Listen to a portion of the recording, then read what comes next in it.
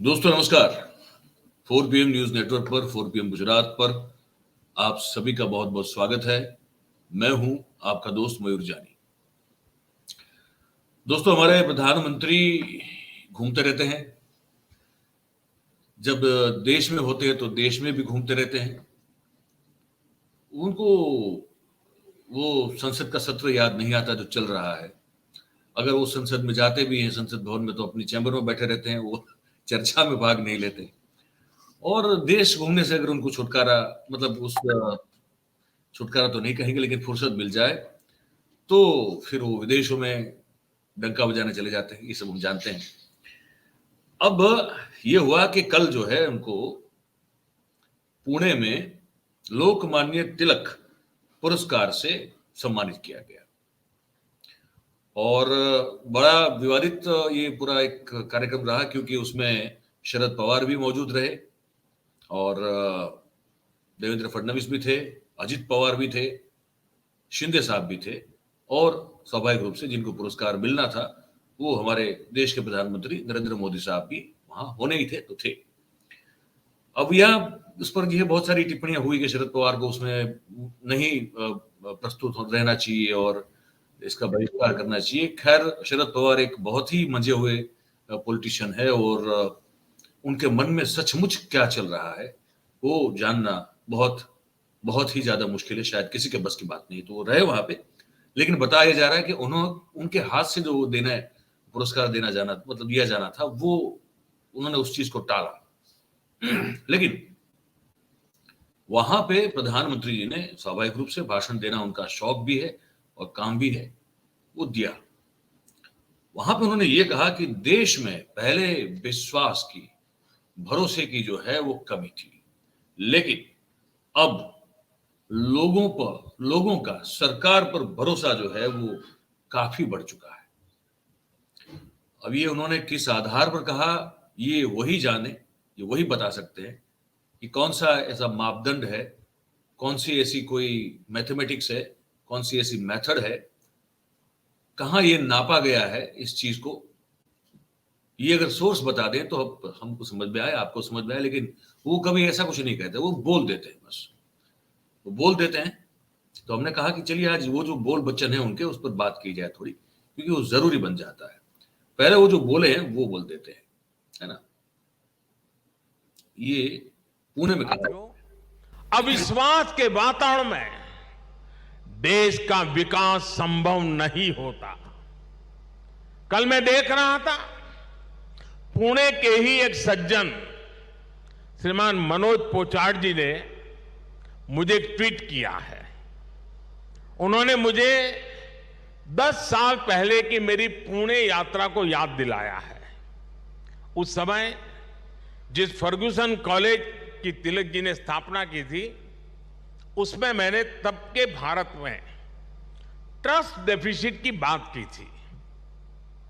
अब मनोज जी ने मुझे आग्रह किया है कि मैं ट्रस्ट डेफिसिट से ट्रस्ट सरप्लस तक की देश की यात्रा के बारे में बात करूं। मैं मनोज जी का आभार व्यक्त करूंगा कि उन्होंने इस अहम विषय को उठाया है। भाई और बहनों, आज भारत में ट्रस्ट सरप्लस पॉलिसी में भी दिखाई देता है और देशवासियों के परिश्रम में भी झलकता है। बीते 9 वर्षों में भारत के लोगों ने बड़े बड़े बदलावों की नींव रखी, बड़े बड़े परिवर्तन करके दिखाए।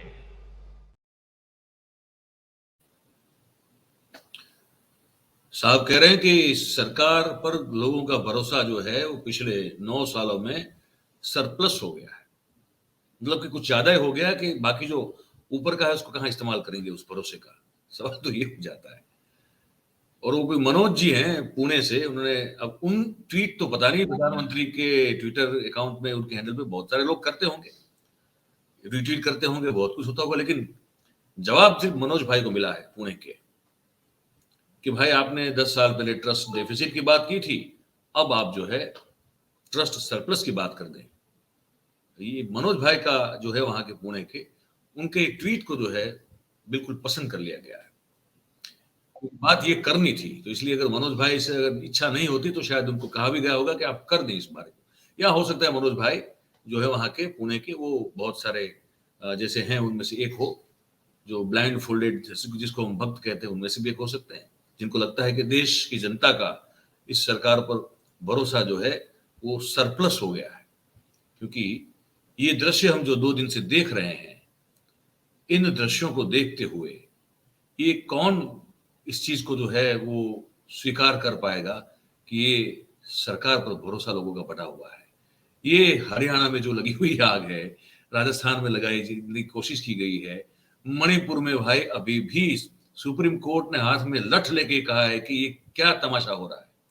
सुप्रीम कोर्ट ने मतलब इतना जोर से झाड़ दिया है कि कह रही है सुप्रीम कोर्ट कि मणिपुर में कानून व्यवस्था पूर्ण रूप से वो ध्वस्त हो चुकी है। सुप्रीम कोर्ट का ये कहना है, और कह रही है सुप्रीम कोर्ट कि हर एक सवाल का जवाब जो हमने पूछा है उसके साथ लेकर जो मणिपुर का डीजीपी है वो कोर्ट में प्रस्तुत हो, हाजिर हो, क्योंकि अगली सुनवाई जो है वो अगले सप्ताह में होने वाली है। ये भी कहा कि हिंसा के 6500 जो केसेस हैं उसकी जांच अकेली सीबीआई नहीं कर सकती और राज्य की पुलिस पर भरोसा नहीं है, इसलिए एसआईटी की रचना का संकेत दे दिया जिस सुप्रीम कोर्ट ने।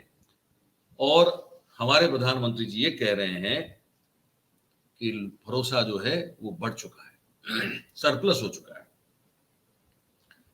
ये नूह के दृश्य हम देख रहे हैं अभी, मणिपुर के तो इतने सारे हम देख चुके हैं, पूछिए मत। सीजीआई हमारे है चंद्रचूड़ साहब, उनका कहना है कि मणिपुर में पुलिस की कार्रवाई जो है वो एकदम सुस्त और बेदरकारी से भरी हुई थी। ठीक है, मणिपुर में हिंसा जो है उसके लिए सिर्फ एक समाज को जिम्मेदार नहीं ठहराया जा सकता, ये कह के सुप्रीम कोर्ट ने पीआईएल को जो पीआईएल थी उसको रद्द कर दिया, हटा दिया। ये स्थिति है। ऐसे में आप ये कह रहे हैं कि सरकार पर भरोसा बढ़ चुका है, ये गजब है। मैं आपको बता दूं, शरद पवार ने वो पुरस्कार देने से भी इनकार कर दिया अपने हाथों से, और फिर जब शरद पवार ने अपनी बात रखी तो उन्होंने कहा, बड़े सांकेतिक रूप से कहा कि शिवाजी महाराज का नाम लेके तो बहुत कुछ बातें होती है, लेकिन एक चीज जो है वो शिवाजी महाराज की कोई इसकी बात नहीं करता कि शिवाजी महाराज ने कभी भी किसी की जमीन को हड़पा नहीं था, कभी भी किसी की जमीन को छीना नहीं था। ये कह के जो है, क्योंकि वो अतिथि विशेष के तौर पर थे, तो वहां पे उन्होंने ये कह के जिस तरह से महाअघाड़ी गठबंधन को तोड़ने का एक पूरा षड्यंत्र रचा गया और अजित पवार जुट को जहां जिस तरह से वहां उनके साथ मिला दिया गया, इस बात पर भी शरद पवार साहब ने निशाना साध दिया। काहे का भरोसा भाई। अब बताइए, देखिए ये जो है ना, ये बड़ी, इसको भी सुनना बड़ा जरूरी है। कह रहे हैं कि हम सरकार भी जनता पर कितना भरोसा करती है, इसका उदाहरण दे रहे हैं, सुनिए। हम देश के आम आदमी को बिना गारंटी का मुद्रा लोन दे रहे हैं, क्योंकि हमें उसकी ईमानदारी पर, उसकी कर्तव्य शक्ति पर विश्वास है। पहले छोटे छोटे कामों के लिए आम लोगों को परेशान होना पड़ता था, आज ज्यादातर काम मोबाइल पर एक क्लिक पर हो रहे हैं। कागजों को अटैच करने के लिए आपके अपने हस्ताक्षर पर भी आज सरकार विश्वास कर रही है। इससे देश में एक अलग माहौल बन रहा है, एक सकारात्मक वातावरण तैयार हो रहा है, और हम देख रहे हैं कि विश्वास से भरे हुए देश के लोग देश के विकास के लिए कैसे खुद आगे बढ़कर काम कर रहे हैं। ये बड़ी अच्छी बात कही उन्होंने, मुद्रा योजना की जो बात कही कि हम दे रहे हैं। पहले तो बहुत मुश्किल होती थी, छोटे छोटे अगर रोजगार आपको करने हो तो आपको नहीं पैसे मिलते थे। अब देखिए हम कितना पैसा दे रहे हैं, और भरोसा, हम कोई गारंटी उनसे नहीं ले रहे हैं, कोई मॉर्गेज नहीं ले रहे हैं। हम सीधा जो है, अगर कोई रोजगार करना चाहता है तो मुद्रा के तहत हम उनको पैसा दे देते हैं। ये बात बड़ी अच्छी है।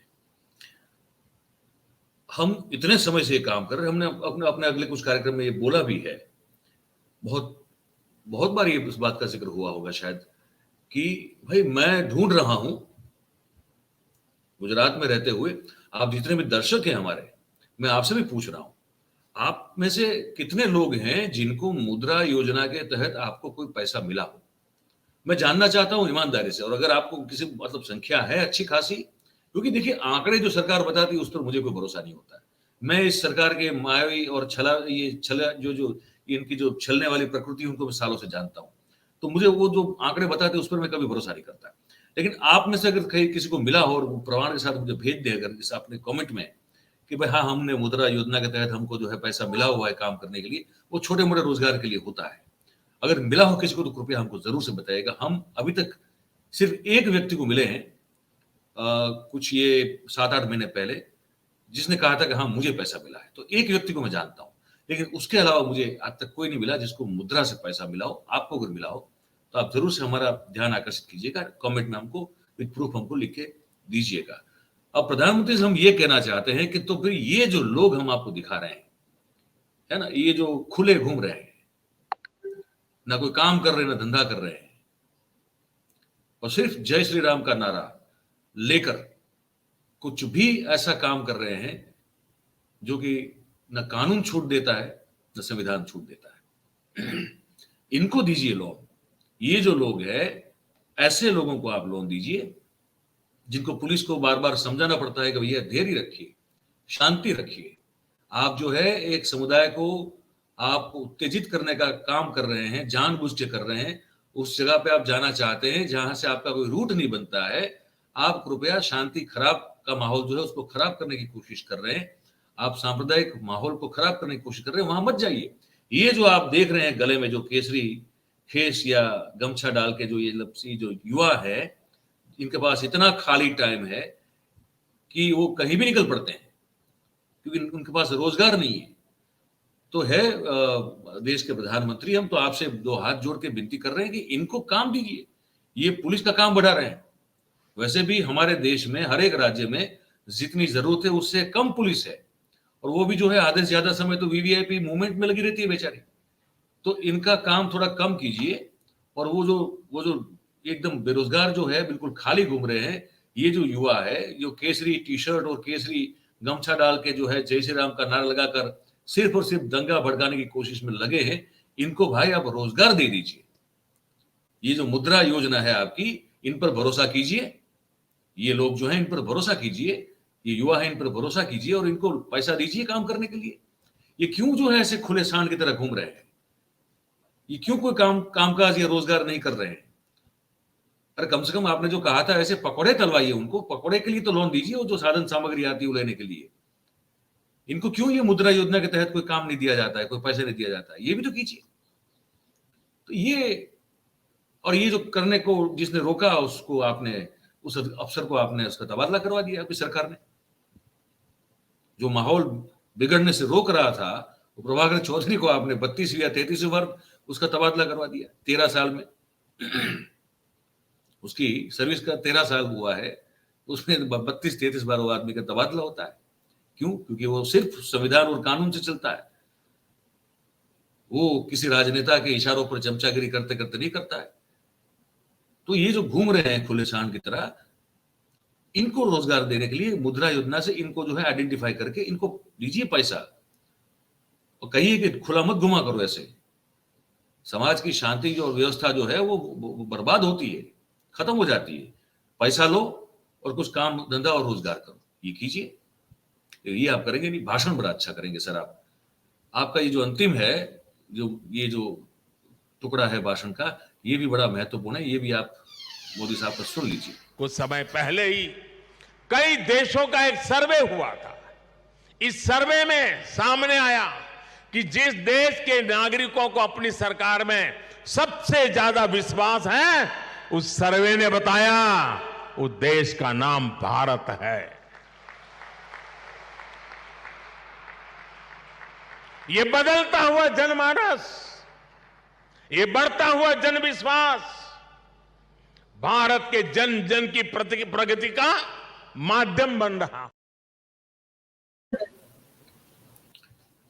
कौन सा सर्वे है जरा ये बता दीजिए। ये है कौन सा सर्वे? नाम तो होगा उस सर्वे का।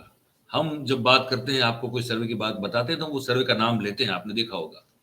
हम अपने मन की बात नहीं करते हैं, हम उस सर्वे की बात करते हैं जिसने इस जानकारी को इकट्ठा किया हो। अब ये ऐसा कौन सा सर्वे है जिस सर्वे के तहत ये साबित हुआ है कि पूरी दुनिया में भारत एकमात्र सबसे एक नंबर का देश है जहां के लोगों को उसकी सरकार पर सबसे ज्यादा भरोसा है। ये कुछ ऐसी बात नहीं लगती आपको कि सबसे ज्यादा 9 साल में 74 एयरपोर्ट बना दिए हमने, हालांकि 11 बने हुए हैं। कहते हैं हर साल एक आईआईटी और एक आईआईएम बनती है। सरकार के मंत्री खुद जवाब देते हैं संसद में कि भैया पिछले 5 साल में एक भी नई आईआईटी और एक भी नई आईआईएम नहीं बनी है। तो बड़ा आश्चर्य होता है।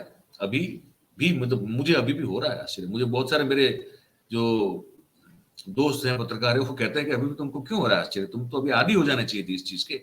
मैंने कहा नहीं हो पा रहा। मतलब मैं किसी व्यक्ति में हरदम झूठ बोलने की एक कितनी क्षमता होती है, उस क्षमता को देखते हुए मैं प्रतिदिन आश्चर्यचकित होता हूं कि कितना एक इतने बड़े पद पर बैठा हुआ एक आदमी और हर बार एक्सपोज हो रहा है। वो हर बार मतलब वो इतना एक्सपोज हो रहा है, उनके झूठ इतने पकड़े जा रहे हैं और फिर भी कोई डर नहीं है, ना कोई शर्म है, कुछ भी नहीं है। और ऑब्वियसली अंतरात्मा जैसी कोई जो चीज होती है हम में आप में, मुझे लगता है पूरी तरह से गायब है। ये कैसे हो सकता है, उस चीज को लेकर मैं बड़ा आश्चर्यचकित हूं, क्योंकि ये इंसान में संभव तो नहीं लगता मुझे। पर मोदी साहब ये भी एक जो है उदाहरण पेश कर रहे हैं कि नहीं ये भी संभव है। फिर मुझे लगता है कि ये जो उनकी बात है ना, ये बात हमको हमेशा सबसे आगे जब उनकी बात करें, उनके बारे में बात करें, तो इस बात को हमेशा हमको एक जैसे शिलालेख पे लिखा होता है ना, उस तरह उसको आगे रख के हमको फिर उनकी बात करनी चाहिए। वो बात है ये, झूठ बोलो, बार बार झूठ बोलो, जो भी बोल सकते हैं सब झूठ बोलो, जहां भी बोल सकते हैं झूठ बोलो, जितनी बार बोल सकते हैं झूठ बोलो, किसी भी विषय पर बोलो तो सिर्फ और सिर्फ झूठ बोलो। एक ही काम, झूठ बोलो, झूठ बोलो, झूठ बोलो, बार बार बोलो, बार बार बोलो, बार बार बोलो, हर जगह पे बोलो और जोर जोर से बोलो। क्या कहें, यही तो कह सकते हैं। अब क्या माने, और क्योंकि इस देश में भारत नाम के इस देश में नागरिक की जगह कोई बची नहीं है। ये फिर उन्हीं के एसडीएम देखिए, ये लीगली कोई काम नहीं कर रहे हैं, कोई यहाँ पे ऑर्डर दिखाइए। सारा ऑर्डर है, तुम कौन होते हो ऑर्डर देखने वाले, ये बताओ हमको।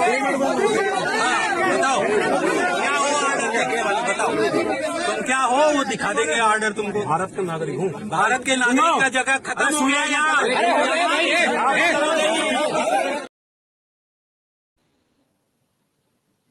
भारत का नागरिक का जगह खत्म हो गया यहाँ पे। तुम कौन होते हो, हम कौन होते हैं ये पूछने वाले के? हमारे प्रधानमंत्री कितना सच बोल रहे हैं।